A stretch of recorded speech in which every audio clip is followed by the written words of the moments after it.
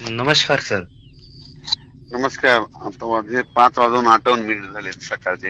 हा सर. 29 हा सर. 29 जून 2025. हा सर. शेतकऱ्याला अंदाज द्या. सर्वप्रथम विदर्भ, पूर्व विदर्भ. हा सर.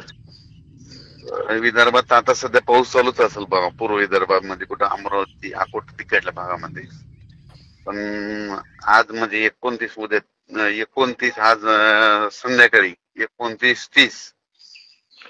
हा 29-30 सर. 30 आणि 1 जुलै 2 जुलै पूर्व विदर्भ, पश्चिम विदर्भ, नागपूर, वर्धा, भंडारा, गोंदिया, चंद्रपूर, अकोला, यवतमाळ जोरदार पाऊस पडणार आहे, मुसळधार पडणार आहे म्हणजे तिकडं.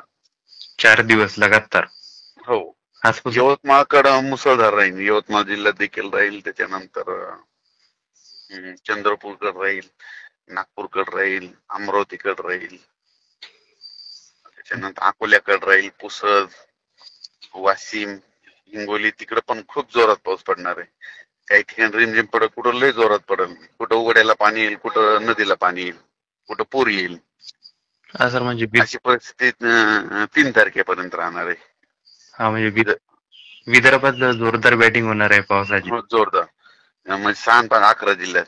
त्याच्यानंतर ते पाऊस काय होणार आहे 30 तारखेला. 30 पासून 30, 1, 2, 3. मला काय झालं, लातूर जिल्हा, सोलापूर जिल्हा, बीड जिल्हा, नगर जिल्हा हे शेतकऱ्याचे फोन आले आमच्याकडे कधी येईल. मग त्यांना त्यांच्यासाठी एक आनंदाची बातमी.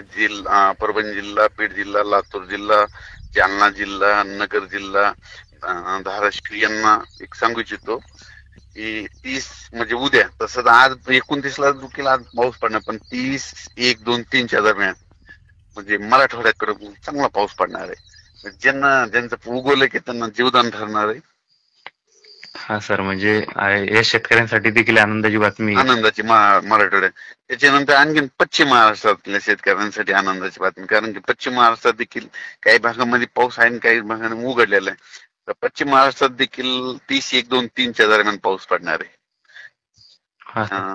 तिकडे थोडा भाग बदलत पडणार आहे. पण आणि बीड जिल्ह्यात मध्ये खूप पडणार आहे. गेवराई मध्ये कालच आमदार साहेबाचा फोन आला, अमरसिंह पंडित